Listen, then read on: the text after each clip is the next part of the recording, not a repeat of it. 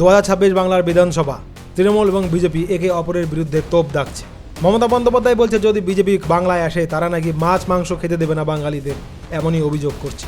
বাঙালিদের মাছ মাংস খেতে দেবে না, যদিও বিজেপি বারবার বলে এসেছে যে বিভিন্ন রাজ্যে তো বিজেপি রয়েছে, মাছ মাংস খাওয়াতে কোনো অসুবিধে নেই, কিন্তু তবুও তৃণমূল প্রচার চালাচ্ছে বিজেপি ক্ষমতায় আসলে মাছ মাংস খেতে দেবে না। তো যাই হোক, এই বিষয়টা নিয়ে এবার হেমন্ত বিশ্ব শর্মা, আসামের মুখ্যমন্ত্রী, তিনি রাজ্যে আসলেন, বাংলায় আসলেন, তৃণমূলের বিরুদ্ধে তোপ দাগলেন, মুখ্যমন্ত্রী মমতার বিরুদ্ধে তোপ দাগলেন, বললেন আসামে বিজেপি ক্ষমতায় রয়েছে, কই সেখানে তো মাছ মাংস দেদারসে বিক্রি হচ্ছে, তাহলে এই সমস্ত ভুল রটাচ্ছে কেন তৃণমূল বা মমতা বন্দ্যোপাধ্যায়?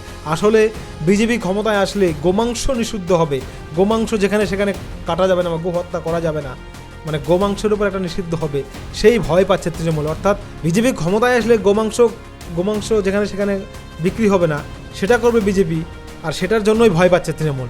মূল লক্ষ্য মাছ মাংস নয়, গোমাংস বন্ধ হবে, তার ভয় পাচ্ছে তৃণমূল। অর্থাৎ হেমন্ত বিশ্ব শর্মা পরিষ্কার জানিয়ে দিল তৃণমূল কংগ্রেস মুসলিম সাপোর্টার এবং গোমাংস যাতে বন্ধ না হয় তার ভয় পাচ্ছে, পরিষ্কার জানিয়ে দিল হেমন্ত বিশ্ব শর্মা, আসামের মুখ্যমন্ত্রী।